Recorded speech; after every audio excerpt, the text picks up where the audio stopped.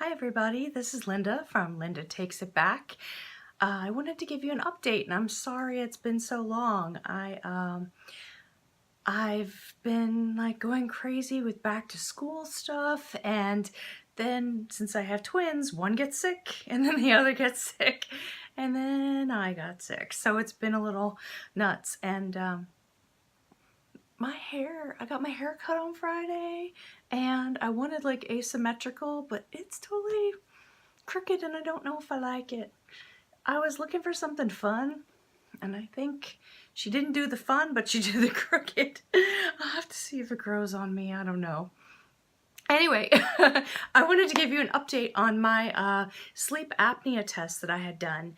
Just to recap, I am trying to get gastric sleeve surgery, otherwise known as VSG, and so what I've been doing is with my insurance, I am below 40 BMI, but so I need a comorbidity, and I don't have hypertension and I don't have diabetes. I only have like borderline pre-diabetes, which I don't think it's even going to stay at that level. And so I went to have a sleep apnea test because that's my only other option listed on the insurance qualifications. So I just wanted to give you a little background on it in case you're looking to have one done, and you'll know what the experience is like. I didn't take pictures because they kind of turned the lights off on me as soon as I got all the stuff on my head and everything. But what I had to do was show up at the location at 8 p.m. and it was back in August. It was Homewood Suites, actually, and they had a section that was for the sleep study. It was kind of cool because if you know Homewood Suites, it has a living room and a kitchen and also like a bedroom suite area. They did say you could take a shower, but there really wasn't a private space for that, which I'll explain. So I packed, all my pajamas and all that stuff, and I was trying to think, like, what am I going to need? What kind of cords and wires are they going to have hooked up? And they said, oh, just do anything. And I was like, okay. So I arrived at 8 o'clock and I was a little worried that they wouldn't let me take the usual medications I take to get to sleep, and then I'd be wide awake all night. So I did bring my medication like they said, but I took my Advil PM, one of them, in the car before I went in, which is probably a big mistake. I'll tell you why. So I go in and into the suite that they have, and they actually have it set up for 2 patients. So you walk in and straight ahead they have all their desks set up where the living room would have been and the kitchen.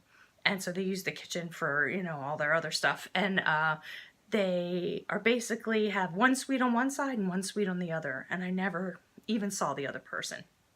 So you go in and they say, well, what time do you usually go to bed? I said around 10:30, 11. And then they said, okay, we'll be back at 10 o'clock. And I'm like, oh no, I just took this Benadryl. Uh-oh. So I just sat around and watched TV for like 2 hours, which was nice because I have twins, and it was really nice just chilling out for a while. And then they did come back and they put all these electrodes on my head. I had a ponytail, so it worked a little better. They said just leave it in because I usually sleep with it anyway. And it's kind of like a pasty kind of glue that they used, and they said it's going to be tough to get out and to use like extra conditioner when you're trying to get it out, to really scrub it. And there was a lot of them in my head. And that really was fine. It wasn't uncomfortable or anything like that. I got my pajamas on before they did anything. And then I think I had a strap around my chest area. I had electrodes on my legs so they could see if I had any resting leg syndrome. And what else did I have?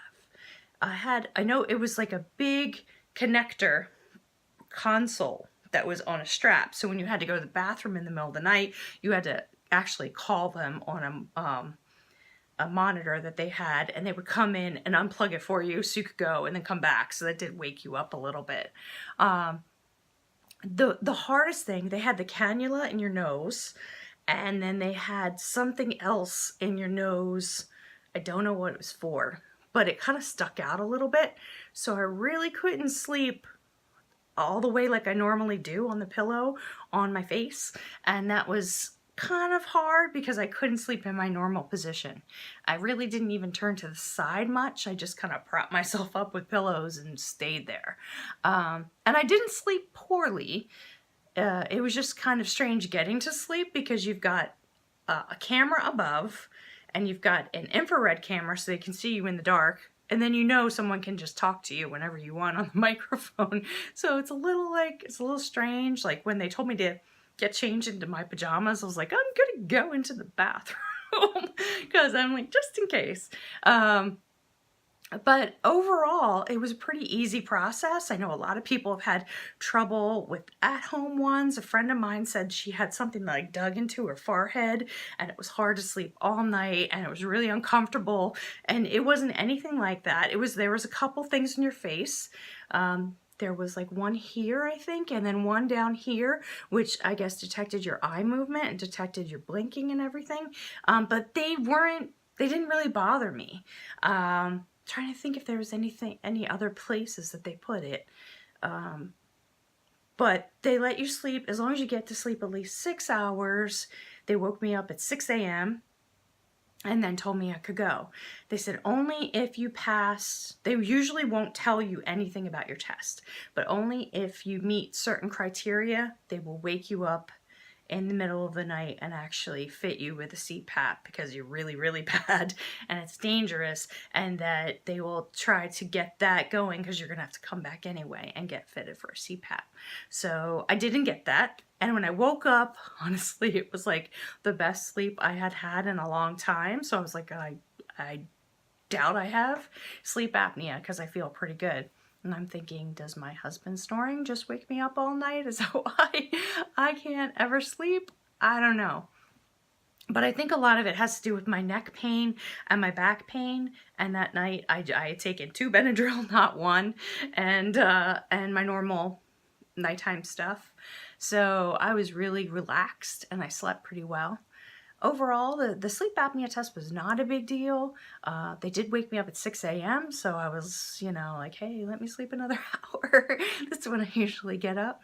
But it was fine. The hardest part after that was having to wait. I had an 8:23 and my appointment was until 9:18 for the follow-up with the doctor, and I called every week trying to see if there were any cancellations so I could move it up, because the longer I waited, that meant I couldn't go and start my first consultation and get going on my 6-month monitored weight loss, or monitored weight management for my insurance. So every time I called, they said, no, we don't have any appointments. And then the Monday of that week, I got a letter through the internal communication, the online system, saying that I didn't have sleep apnea. I was like, you could have told me that 3 weeks ago. That would have been nice. So I was pretty bummed out. And I was wondering what to do, and I was checking out, Mexico and different options. And honestly, Mexico's going to be about $3,000 more for me than it would be going through insurance. So insurance, even if it resets to next year, which it would, because I've got my deductible paid for this year due to my other issues that I had with physical therapy and everything, I've already paid out of pocket. So I would still have to pay that next year, but that's only $22.50 because we have like the highest plan possible in our insurance, knowing that I have these other medical conditions. So I was kind of depressed and I'm like, what do I do? And I said, let me just call insurance one more time. And I got a nice person, because the other 3 times I didn't get people who were very helpful. They just kept sending me around from place to place. And even when I got the direct bariatric department, they're like, you're not the one who should be calling, the doctor should be calling, and he should have a code and all this stuff. So I got someone on the phone and I said, look, your policy says that your comorbidities are hypertension, diabetes, or sleep apnea, but at the top it says these comorbidities but not limited to. And I said, the National Institute of Health considers osteoarthritis a comorbidity. Is it possible to get approved under that? And she's like, I don't see why not. You would have to open a case study. You would have to get pre-certification. Here's the fax number that your doctor would have to send things to, and they would have to open a case, or actually the phone number, and then you call back with the fax number later with the documentation. And then so she was going on about it, and I'm like, oh, she's just giving me hope. I don't know. And I said to her, have you actually seen someone get approved by this with this comorbidity? And she said yes. So I was like, what's your name? And she gave me hope. So then I looked around for a new bariatric center, because if you watch my other two videos, I think I mentioned that the first one I went to, I didn't get a great vibe from. They didn't seem to want to work with me with insurance. And the second one I went to also said these 3 comorbidities, or we can't even do a consultation, which I knew wasn't true because I had done a consultation already with another one and they said that insurance wouldn't reimburse it, and I knew my insurance had reimbursed it. So they just wanted the sure thing, and I wasn't impressed by that. So I found another center who is a very well-known center in the area, and they're also MBS equipped certified. And if you don't know what that is, it's a great certification that they get checked on all different levels and all their centers for a lot of different qualifications. And so it's a really good certification. It's really hard to get. And I was like, oh, okay. I just listen to the Weight Loss Surgery podcast. It's by a nurse practitioner in Oregon, and her name is Rieger Cortell. And she is great. She gives you so many details on a lot of different topics to do with bariatric surgery. And one of them was their center trying to get the MBS AQUIP certification and what they had to go through. And then right after, I saw that the center had this, so I was really excited. So check it out if you haven't checked out her podcast, because it's just not everything relates to what you're going through, but you can just pick the ones that do. There's one about a doctor. His name is Walter Medlin, and it's just about him as a doctor and his views on bariatric surgery. And then there's another follow-up on how he himself is a patient and the rules that he follows and the rules that he doesn't. And I'm like, oh, I love this. It was really informative. So he's involved a lot, and there's just a lot of really good ones. There's one about going to Mexico and all different topics. So anyway, so I have this hope now, and I went to an information center session at this location, and it's right near my house. It's about 10-15 minutes away. So the hospital itself is about 45 minutes to an hour away, but they have offshoots in several different locations. Sorry, I talk with my hands a lot. You're gonna see them flying around. And anyway, so I have a consultation tomorrow, and the info session was really good. I learned a lot of new things, and I like wrote a sheet of notes, and the first thing that the doctor said at the info session was the comorbidities, and he listed them, and osteoarthritis was one of them. And I'm like, I love you, yes. So I'm really hoping it goes well.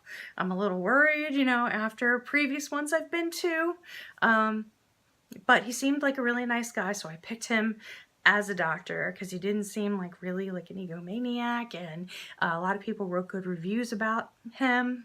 There's like a bunch of different sites you can look on, like Obesity Help and Vitals.com, and then just Google reviews. You can just search under the particular doctor's name, and then of course, like the Facebook groups are great because I actually talked to someone who went to that center and who used that doctor. I just searched under the Facebook group, I think it was Gastric Sleeve, A New Me, and the person was so great and responded to me right away and said how nice he was. So cross your fingers for me, and I hope this was helpful about the sleep apnea test. It's not something to worry about. It was kind of pretty easy, and I got a night off to hang out by myself and watch some Law and Order, so that was good.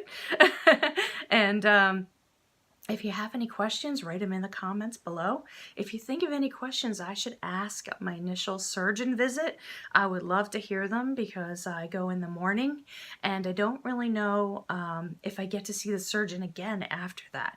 And I know a lot about it because I've watched YouTube videos and done a lot of research, but if there's anything that you found really useful, I would really appreciate it. Thanks so much, and tune back soon and I'll let you know how the consultation went. Bye.